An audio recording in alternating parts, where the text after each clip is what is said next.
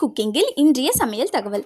ஆலு சப்பாத்தி தேவையான பொருட்கள்: கோதுமை மாவு 2 கப், உருளைக்கிழங்கு 1/4 கிலோ, வெங்காயம் 3, தக்காளி 1, இஞ்சி பூண்டு 25 கிராம், கொத்தமல்லி 1/4 கைப்பிடி அளவு, சோம்புத்தூள், சீரகத்தூள், கரம் மசாலா தூள், தனிமிளகாய்த்தூள், தனியாத்தூள் 1/2 டேபிள் ஸ்பூன்.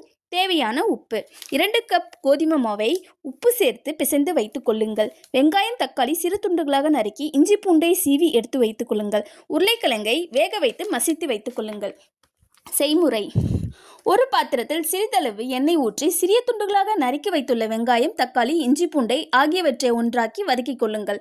பிறகு நறுக்கிய கொத்தமல்லியுடன் தனியா, மிளகாய், சீரகம், சோம்பு, மஞ்சள், கரம் மசாலா தூள்களையும் வேக வைத்த உருளைக்கிழங்கையும் சேர்த்து வதக்கி ஆறவிட்டு சிறு துண்டுகளாக எடுத்து சப்பாத்தி மாவுடன் தேய்த்து வைத்து சுட்டு எடுத்தால் ஆலு சப்பாத்தி தயார். இன்றைய விடுகதை: ஆடுமுறை ஆட்டம், ஆடிய பின் ஓட்டம். அது என்ன? இந்த தகவல் பிடிச்சிருந்ததுன்னா லைக் பண்ணுங்க, ஷேர் பண்ணுங்க, கமெண்ட் பண்ணுங்க.